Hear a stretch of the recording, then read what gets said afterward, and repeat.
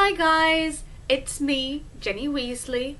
Sorry that it's been so long since I posted a video, but school has been just really awful this year. But now we're on holiday and I have plenty of time to catch up on all the videos that I've wanted to make.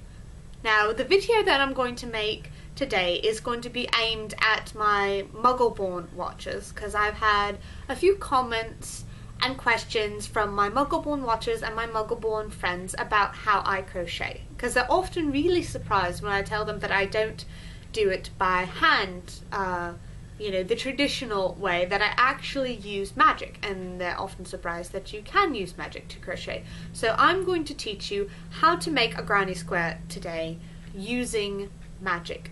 So first and foremost, let me show you what a granny square is.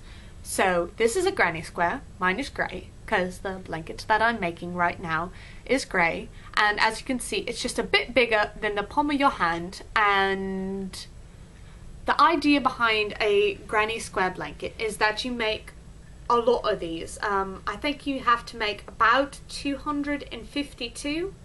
Obviously you'll have to make a bit more if you want your blanket bigger. You don't have to make as many if you're making a smaller blanket, maybe for a child or something.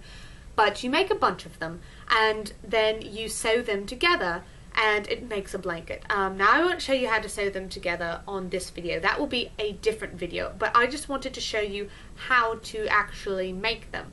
So what you'll need for your squares. First and foremost, of course, you'll need yarn. Your squares and your yarn do not have to be grey. They can be whatever colour you want them to be. They can be, you know, whatever texture you want them to be. If you want to use the big old puffy yarn, then, you know, use puffy yarn.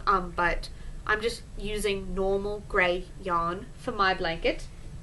You will need a pair of scissors so that the yarn can cut itself when it's done making it square.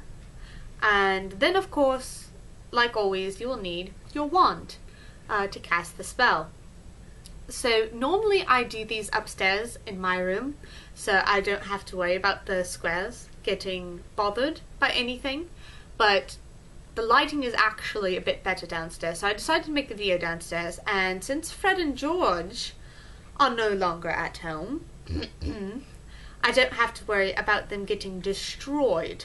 So I'm actually going to make these on the coffee table. Normally I make them on my bed because it's usually quite clean, but today they'll be made on the coffee table. So you just take your yarn and set it on the table or bed or whatever that you're making them on.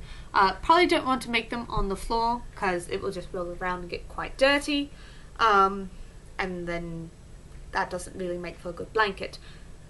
Take your scissors, put them next to your yarn, and then you just have to cast your spell. And the spell that we'll be using today is Ganchus Optimus.